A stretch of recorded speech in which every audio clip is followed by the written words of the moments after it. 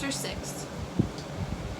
The tears I feel today, I'll wait to shed tomorrow, though I'll not sleep this night, nor find surcease from sorrow. My eyes must keep their sight, I dare not be tear-blinded. I must be free to talk, not choked with grief, clear-minded. My mouth cannot betray the anguish that I know. Yes, I'll keep my tears till later, but my grief will never go. Manoli's Song for Pitarion. Beauty woke her at sunrise. The other fire lizards were awake too, though one thing was sure, no one else in the cot was awake yet. Last night, when Manoli had reached the relative safety of her room, she had closed and barred the door, and then opened the shutters to admit her friends.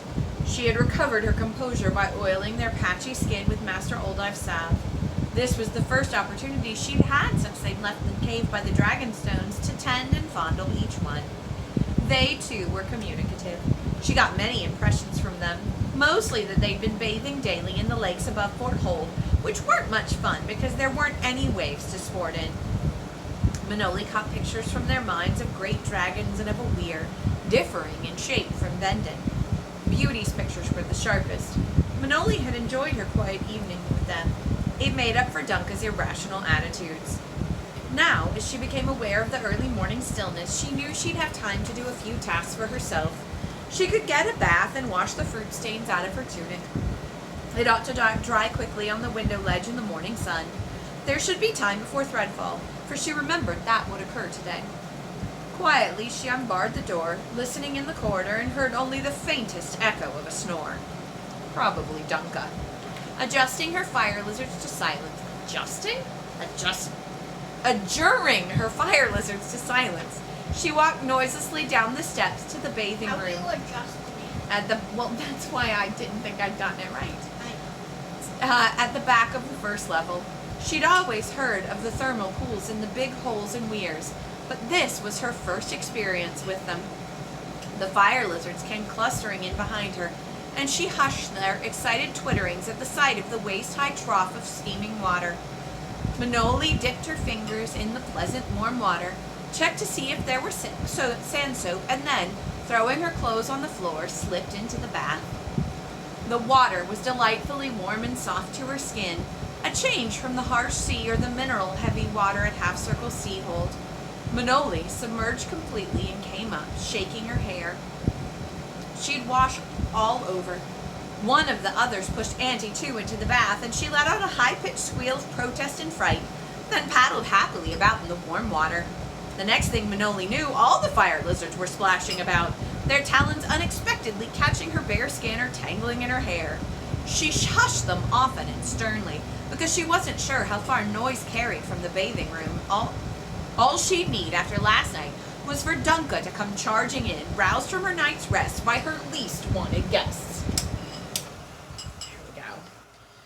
I'll keep it on. I'll turn it back on afterwards. Manoli sand-soaped all of the fire lizards thoroughly, rinsed them well, got herself, her hair, and finally her clothes well washed, then got back to her room without anyone the wiser for her early morning activity. She was oiling a rough patch on Mimic's back when she heard the first stirrings outside. The cheery greeting of the herdsmen going to attend their beast who would be hold-bound today with threadfall due. She wondered how fall would affect the business of the Harper Hall. Probably the apprentices and journeymen were required to assist the holders in flamethrower details. Thank goodness no one had asked her what she'd done after fall in Half Circle. She heard the slamming of a door below and decided that Dunca was up. Manoli slipped into her only other clothes, the patched tunic and trousers of her cave days. They were at least clean and neat. They were not, however, it was pointed out to Manoli at breakfast table, suitable attire for a young lady living in Dunca's cot. When Manoli explained she had only the one other change, which was now drying, Dunca let out a shriek of outrage and demanded to know where the clothes were drying. Manoli was emphatically told that she had committed yet another unwitting sin by hanging her washing, like the commonest field worker, on the window ledge. She was ordered to bring down the offending garment, still damp, and shown by the fumbling Dunca where such laundry was to be hung, in the inner recesses of the cot, where, Manoli was sure, they would take days to dry and smell musty, besides, with no air to freshen them. Very Much aware of her disgrace and destitute condition, Manoli finished her breakfast as quickly as possible. But when she rose from the table, Dunga demanded to know where she thought she was going. "I must feed my fire lizards, Dunga, and I was told to report to Master Domik this morning." "No message was received by me to such effect." Dunga drew herself up in officious disbelief. "Master Domik told me yesterday." "He made no mention of such instructions to me." Dunga's manner implied that Manoli was making up the order. Probably because yesterday's message went astray. And while Dunga stammered and stuttered, Manoli slipped out of the room and out of the cot, trotting across the road, the fire lizards gracefully swirling above her head until they were sure she was headed toward the Harper Hall. Then they disappeared. They were perched on the window ledges when she reached the kitchen corner, their eyes whirling redly in anticipation of breakfast. There seemed to be more than the usual amount of confusion in the kitchen, but Camo, once he caught sight of her, immediately put down the side of herd beast he'd been lugging and left the carcass, its legs obscenely dropping across the passage while he disappeared back into the storeroom. He emerged with yet a bigger bowl, scraps spilling down its sides as he jogged to meet her. Suddenly he gave a startled cry, and Manoli, peering in the window, saw that Abuna, wooden spoon upraised, was chasing after him. He slithered by, but her dress got caught on the extruding legs of the carcass. Manoli ducked into the space between the windows, fervently hoping that Camo's preoccupation with the feeding of fire lizards was not going to cause a major breach with Abuna. There might be nothing to fear from Harper's, but the women in the Harper Hall were certainly possible enemies. "Manoli, am I too late?" Pemer came charging across the courtyard from the apprentice dormitory, his boots half-fastened, his tunic laces untied, and his face and hair showing signs of half-hearted washing. Before he could assemble his clothing properly, Rocky, Lazy, and Mimic attached themselves to him. Camo came out of the kitchen to be assaulted by his three, and the three humans were exhorted by shrill, hungry creelings to be fed. Camo's great bowl was finally emptied, and as if on cue, Abuna's voice rose to command Camo back to his duties. Manoli hurriedly thanked the man and pushed him urgently down the kitchen steps, assuring him that he'd saved quite enough food for the pretties, that the pretties could not stuff in another mouthful. When the breakfast gong sounded, Manoli stayed in the kitchen corner until the courtyard was cleared of the hungry Harpers. She had to see Master Domik, for which interview she would need her guitar. She went to the archroom to collect it and lingered there, since everyone was still eating. She tuned the guitar, delighting afresh in its rich, sweet tone. She attempted some of the bridges from the music she played in the abortive lesson with the girls, stretching and stretching against the pull of the scar until her hand muscles went into a spasm of cramping. All of a sudden she remembered her other chore, to check the fire lizard eggs. But if the Master Harper was still asleep, no way of telling from here. She ran lightly down the steps, pleased that her feet were less stiff and tender this morning. She paused in the main hall listening, and heard the distinctive sound of the Master Harper's voice at the round table. So she hurried up the steps and down the corridor to his room. The fire lizard pots were warm on the side away from the fire, so they'd obviously just been turned. She uncovered each egg and checked the shells for hardness, for any sign of cracking or striation. They were fine. She gently covered them with sand and replaced the lids.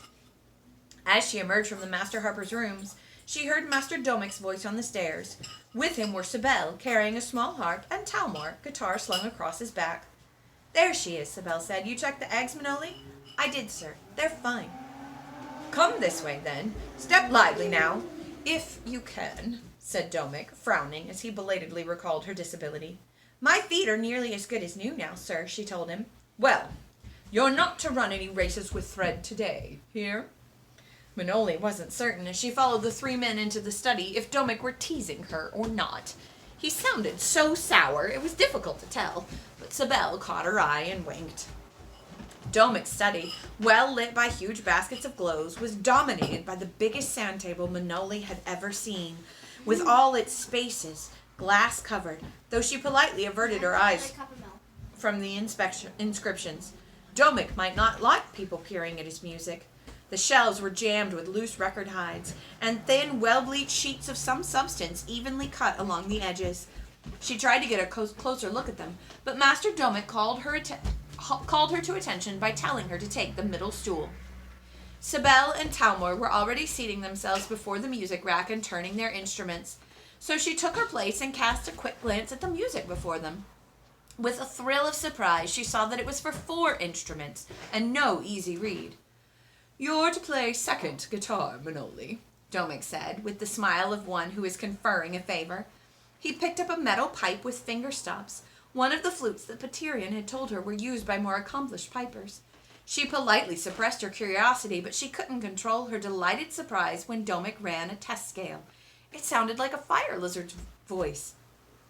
"You'll need to look through the music," he said, observing her interest. "I will." Master Domek cleared his throat. "It is customary with music you've never seen before." He tapped the music with his pipe. "That," and his tone was very acid, "is no children's exercise. Despite your display for Talmor yesterday, you will not find this easy to read." Rebuked, she skimmed the music, trying an alternative chording in one measure to see which would be easier on her hand at that tempo. The complexity of the chording was so fascinating that she forgot she was keeping 3 harpers waiting. "I beg your pardon." She turned the music back to the beginning and looked at Domek for him to give them the beat. "You're ready?" "I think so, sir." "Just like that." "Sir?" "Very well, young woman. At the beat." And Domek sternly tapped out the time with a strong stamp. It had been fun, always, for Manoli to play with Paterion, particularly when he let her improvise around his melody. It had been a pleasure yesterday to see new music in Talmor's lesson, but now the stimulation of playing with 3 keen and competent musicians gave her such impulsion that she seemed to be an irrelevant medium for fingers that had to play what her eager eyes saw. She was lost completely in the thrall of the music, so that when the rushing finale ended, she suffered a shock as keen as pain. "Oh, that was marvelous! Could we play it again?" Talmor burst out laughing. Domek stared at her, and Sibel covered his eyes with his hands as he bowed his head over his harp.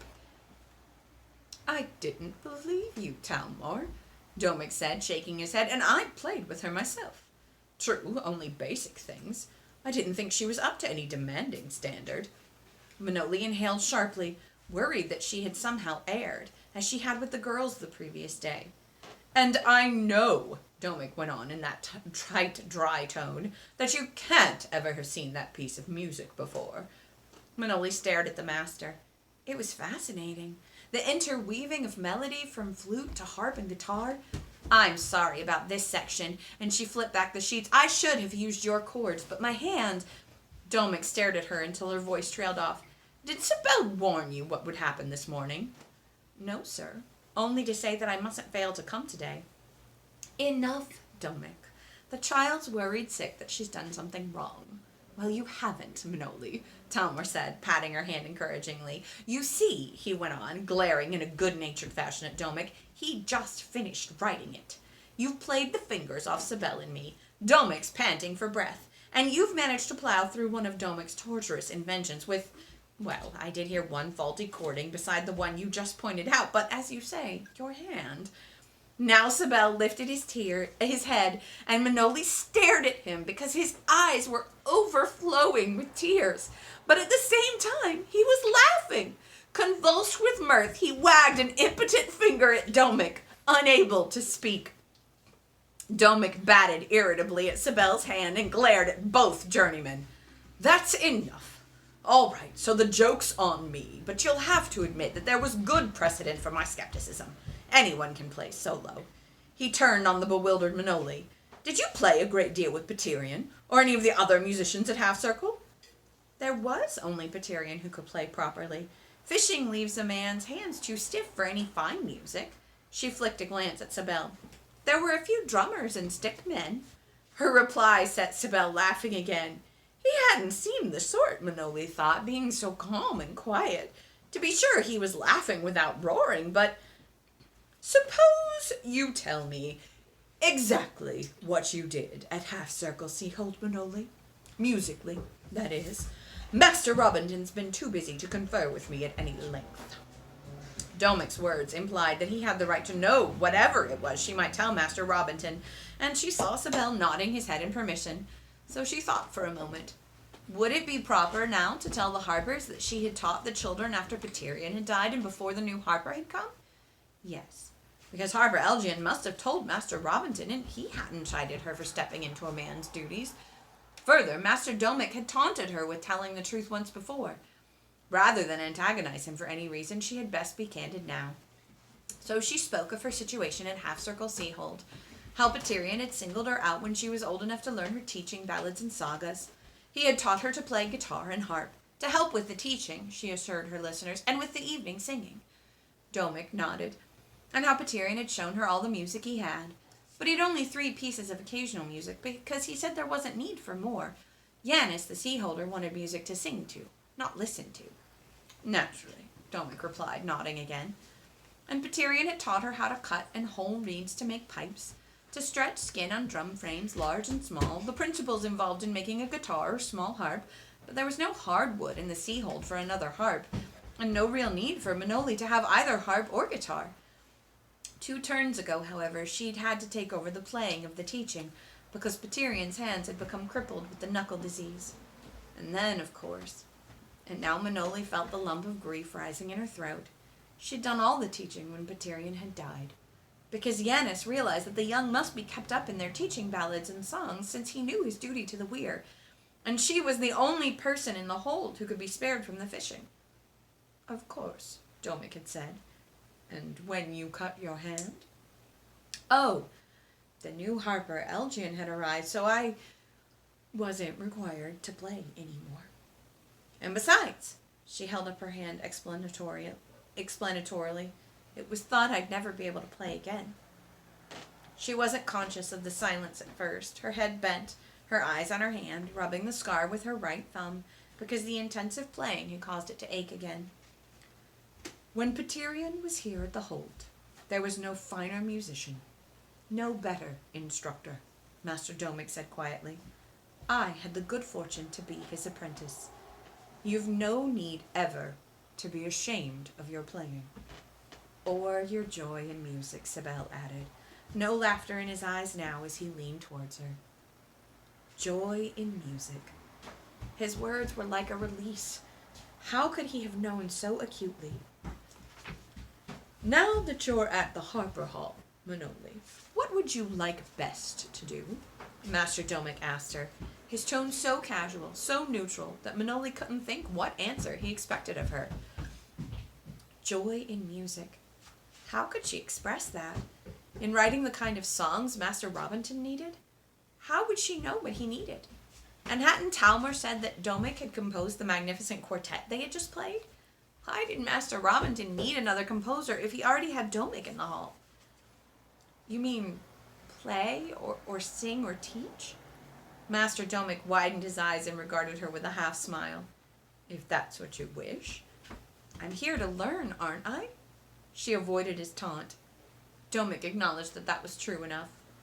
So I'll learn the things I haven't had the chance to learn before, because Petirian told me there were a lot of things he couldn't teach me, like how to use my voice properly.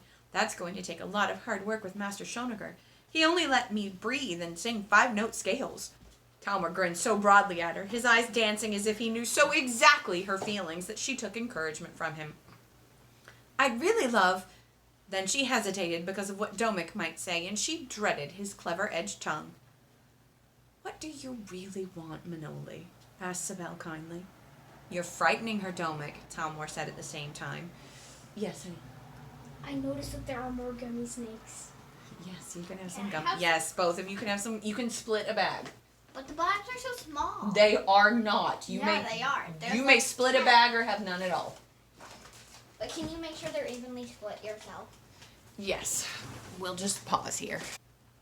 So many gummies. So many gummies. Nonsense. Are you frightened of me, Minot?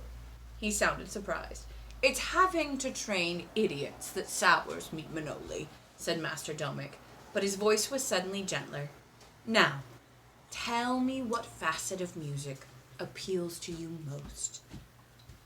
He caught her gaze and would not release her eyes, but his phrasing had given her the answer. What appeals to me most? Why, playing like this in a group. She got the words out in a rush, gesturing at the rack in front of her. It's so beautiful. It's such a challenge to hear the interweaving harmonies and the melody line changing from instrument to instrument. I felt as if I was flying on a dragon. Domik looked startled and blinked, a slow, pleased smile lighting his otherwise dour face. She means it, Domik, Talmor said in the pause that followed. Oh, I do. It's the most exciting thing I've ever played. Only what? Urged Talmor when she faltered. I didn't play it right. I should have studied the music longer before I started playing because I was so busy watching the notes and time changes that I couldn't follow the dynamic markings. I am sorry. Domik brought his hand against his forehead in an exasperated smack. Sibel dissolved again into his quiet laughter, but Talmor just howled, slapping his knee and pointing at Domik. In that case, Manoli, we will play it again, Domik said, raising his voice to drown the amusement of the others, and this time he frowned at Manoli, an expression which no longer distressed her because she knew she had touched him. Watching those dynamic signs, which I put in for very good reason. Now, on the beat. Mom, I just realized something. Come Part here. of the purple got inside the orange. Okay. They did not play through the music, though. Domik stopped them time and again, insisting on a retard here, a variation of the designated time here, a better balance of the instruments in another section. In some respects, this was as satisfying as playing for Manoli, since Domik's comments gave her insight to the music as well as its composer. Sibel had been right about her studying with Domik. She had a lot to learn from a man who could write music like this. Pure music. Then Talmor began to argue interpretation with Domik, an argument cut short by the eerie sound that began softly and increased in volume and intensity, so that it was almost unbearable in the closed room. Abruptly, her fire lizards appeared. How did they get in here like that? Talmor demanded, hunching his shoulders to protect his head as the study got overcrowded with nervous fire lizards. They're like dragons, you know, Sibel said, equally wary of claw and wing. Tell those creatures to settle down, Manoli, commanded Domik. The noise bothers them. That's only the threadfall alarm, said Domik, but the men were putting down their instruments. Manoli called her fire lizards to order, and they settled on the shelves, their eyes wheeling with alarm. Wait here, Manoli, said Domik, as he and the others made for the door. We'll be back. That is, I will. And I. I too, said the others, and they all stamped out of the room. Manoli sat uneasily, aware that the hall was preparing for threadfall, as she had prepared for the menace all her conscious years. She heard racing feet in the corridors, for the door was half ajar, then the clanging of shutters, the squeal of metal, many shouts and a gradual compression of air in the room, the sudden throb as the great ventilating fans of the hall were set into motion for the duration of threadfall. Once again, she found herself wishing to be back in the safety of her seaside cave. She had always hated being closed in at half-circle sea-hold during threadfall. There never seemed to be enough air to breathe during those fear-filled times.